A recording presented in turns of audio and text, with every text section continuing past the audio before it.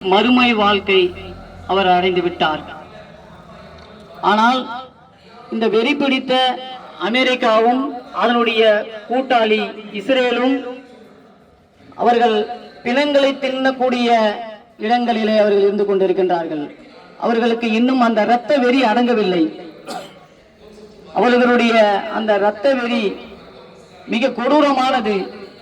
ஒவ்வொரு நாடுகளும் குறிவைத்து தாக்கப்பட்டு கொண்டிருக்கின்றது.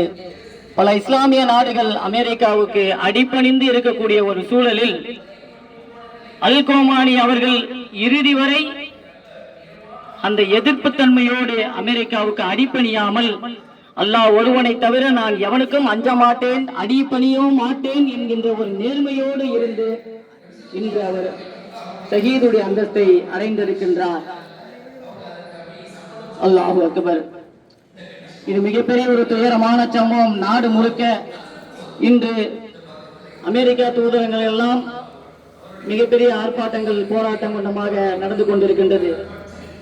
இதனை கண்டித்து தமிழ்நாட்டிலும் பல பகுதிகளிலே போராட்டங்கள் நடந்து கொண்டிருக்கின்றது. இது ரமலான் காலகட்டம் என்பதால் பொதுவாக போராட்டம் எல்லாமே கால நேரங்களில் தான் நம்ம அமைச்சிக்குவோம், மாலை நேரங்களில் அமைச்சிக்குவோம்.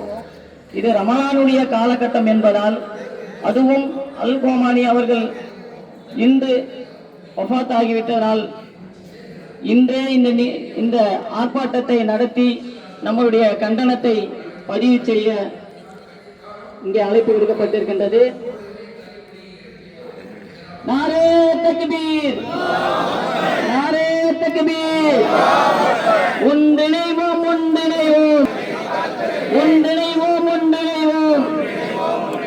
கண்டிக்கின்றோம், கண்டிக்கின்றோம்.